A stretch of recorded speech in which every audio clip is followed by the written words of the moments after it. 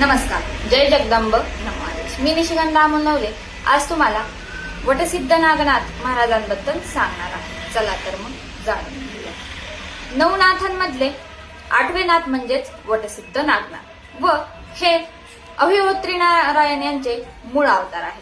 तसेच यांचा जन्म नागिनीच्या पोटी झाला आहे व वडाच्या झाडाखाली नागिनीने अंडे टाकले होते व त्यातूनच एका दिव्य बाळाचा जन्म झाला.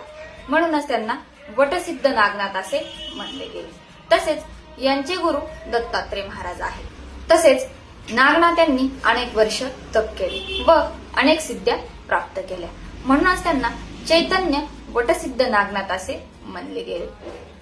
एकदा नागनाथ हे त्यांच्या आश्रमामध्ये ध्यानधारणा करत होते व मच्छिंद्रनाथ यांना वाटले की आपण नागनाथांची परीक्षा घ्यावी.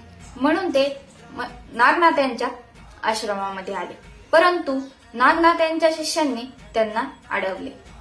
मच्छिंद्रनाथांनी त्यांना खूप समजावून सांगितले, परंतु न ऐकल्यास मच्छिंद्रनाथांचा राग अनावर झाला व त्यांनी त्या शिष्यांना धरणीवर पाडले. याचा आवाज ऐकूनच नागनाथ हे बाहेर आले व त्यांनीही मच्छिंद्रनाथांना न ओळखता अतिशय उद्धटपणे बोलू लागले. मच्छिंद्रनाथांनाही राग आला व त्या दोघांमध्ये एक प्रकारचे युद्ध चालू झाले. दोघांनीही एकमेकांवर अस्त्र चालवले व एकमेकांना पराभूतही केले. पण शेवटी नागनाथ यांनी सर्प अस्त्र सोडले व मच्छिंद्रनाथांना धरणीवर पाडले.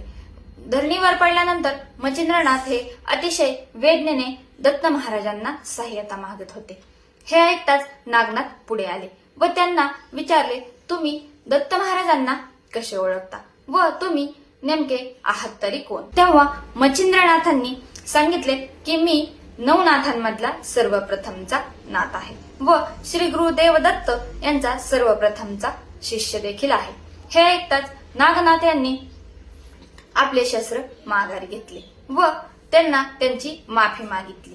तसेच त्यांचे चरणही स्पर्श केले. मच्छिंद्रनाथांचे चरण स्पर्श केल्यानंतर त्यांना आठवू लागले की कसे त्यांना मच्छिंद्रनाथ, जालिंदरनाथ व काणिकनाथ यांनी शिकवण दिली होती.